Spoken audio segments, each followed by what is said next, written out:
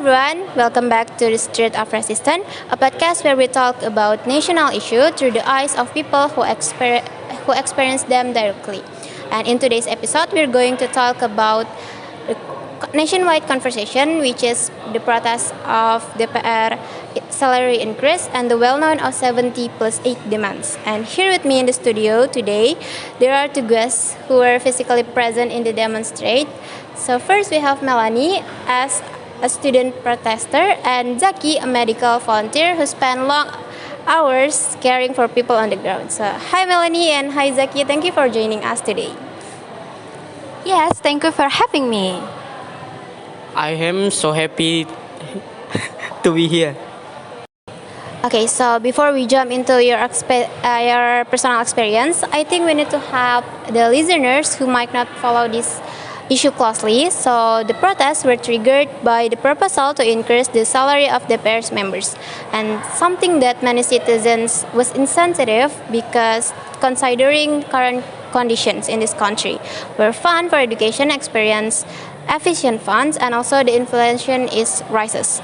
But the movement quickly grew into something wider, larger, symbolized by the slogan 17 plus 8. So, Melanie, can you explain what is 17 plus 8 actually means? Sure, 17 plus 8 refers to 17 measures and demands and 8 supporting demands, created through discussion among several student organizations and civil groups.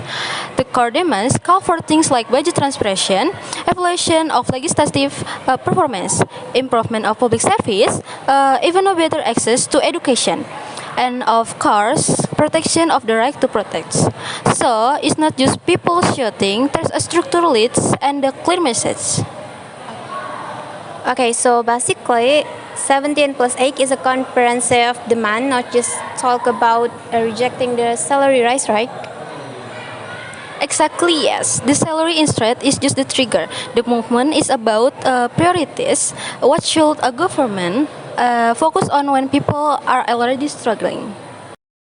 Alright, Melanie, so let's talk about your personal position. So, what made you join the protest? For me, it came from frustration. The cost of living is rising. Education fees are getting cheaper and access to public service is uneven. Yet, the first solution proposed by the people in power is raising their own salaries. It felt like a sign that the disconnect between the government and the people is getting wider. So, I thought I can stay silent on media social only and going to the street for recency.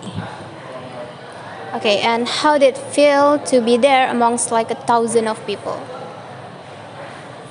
There was this mix of energy like anger, hope, fear, and solidarity. People broke poster as a media for protesting.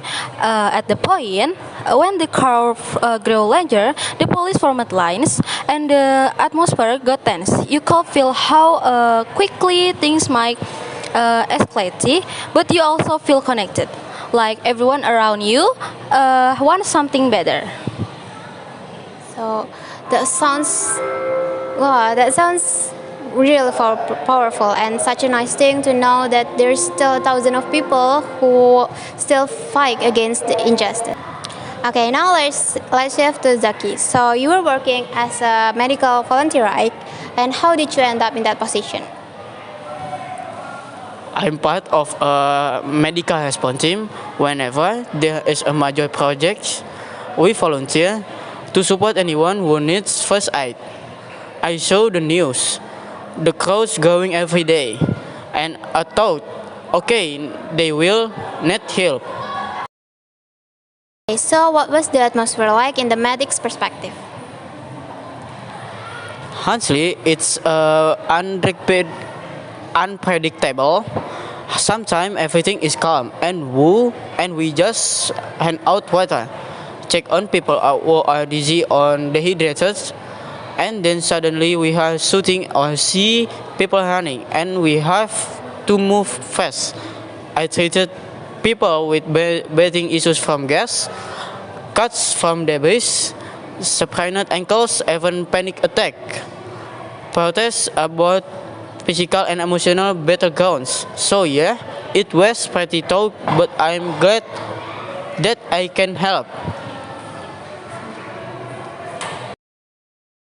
So, was there any moment that stuck with you? Of course, on the third day, there was a student whose eyes were burning from tear gas. He couldn't stand strike, but he kept saying, "I need go to back to the front line." We have to convince him that he had done enough for the moment, that you can fight if you are not in the good conditions. That moment really reminded me that protesting takes a toll. People give everything they have to fight against injustice. Wow, that's so heartwarming but sad at the same time. Okay, now let me bring both of you guys together. And Melanie, from the protesters' side, do you feel like this movement is making a progress? Some progress, yes. People are saying attention. Social media is loud, but in terms of official response, not much yet. The demands still need to acknowledge seriously, especially the 17 plus egg. Okay. And Zaki, from the health safety perspective, do you think continuing the protest is justified? It clearly is. Protesting continues to be a valid tool, but safety must improve. I saw many preventable injuries. We need a better coordination, better hydration station, more medics, and safer engagement from both protesters and authorities. Okay, so you guys came from a different roles, right? And but both of you guys ultimately hoping for the same thing, like a meaningful change, right? Yes, absolutely. Yes, change that doesn't harm people in the process. Okay. Okay, before we wrap up, I want to ask both of you guys the same question. So, what do you hope will happen next? And Melanie first. I hope the government listens, not just symbolically, but genuinely listen and stand with us. If they want to raise salaries, then show us the work. Show us transparency, progress, and accountability.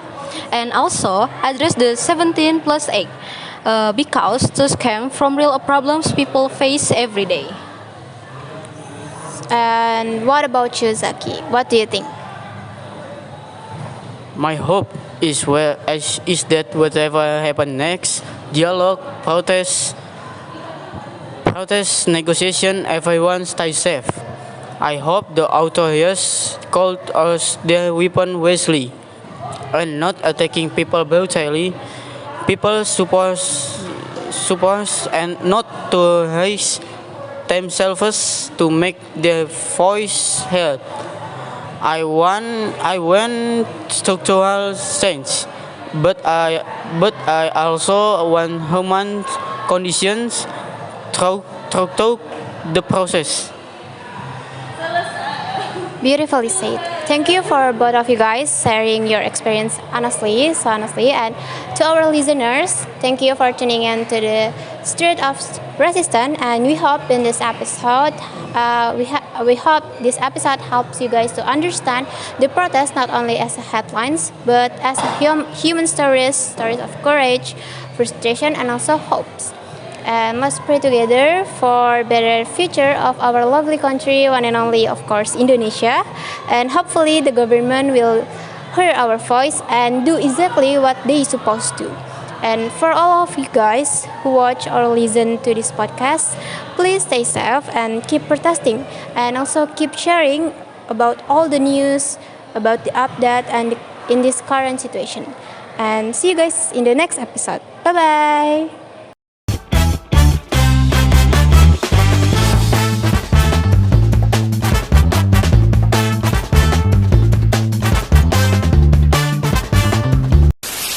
Medical team whenever Check on people who are busy or dehydrated, and then suddenly we are shooting and see people running, and we have to move fast. I turn panic attack.